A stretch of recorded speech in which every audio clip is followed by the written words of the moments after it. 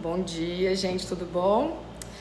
Vamos falar de um assunto hoje que tá muito frequente aqui no consultório. Já era frequente, mas agora tá muito mais e vocês vão entender por quê. Bruxismo e apertamento dentário.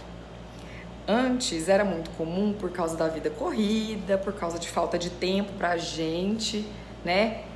Mas agora, diante dessa incerteza toda que a gente está vivendo, em relação à saúde, em relação a emprego, à situação financeira, ao futuro, que a gente não sabe nem amanhã como é que vai ser, né? Isso está deixando as pessoas muito ansiosas, com toda razão, ansiosas, tensas. E o que a gente acaba fazendo sem perceber, na grande maioria das vezes? Apertar e ranger os dentes. Essa é uma resposta do organismo, tá? E o que pode acarretar quando a gente tem esse hábito, adquire esse hábito maléfico para o organismo?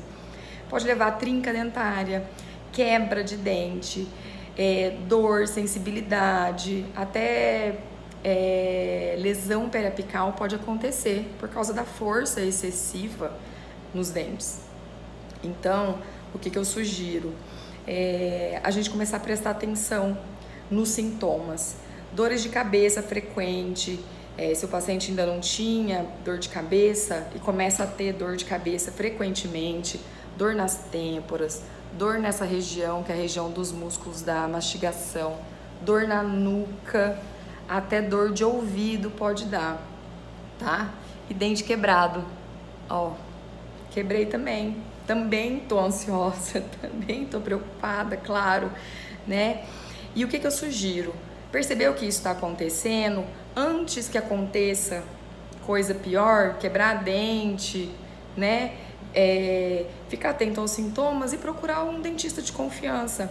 A gente pode tratar isso, a gente pode proteger os dentes desse hábito e também melhorar os sintomas. A gente tem a opção de fazer plaquinhas, tá?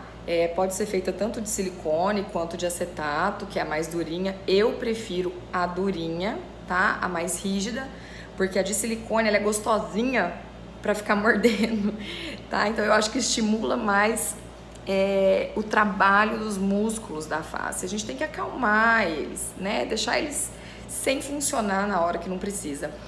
E tem a opção de fazer botox também, né? O botox específico para bruxismo e apertamento também ajuda muito, é uma opção também, né? Então, antes que aconteça as fraturas dentárias, as lesões, sensibilidade dentária, acontece muito por causa de ranger dos dentes, então a gente pode prevenir, né?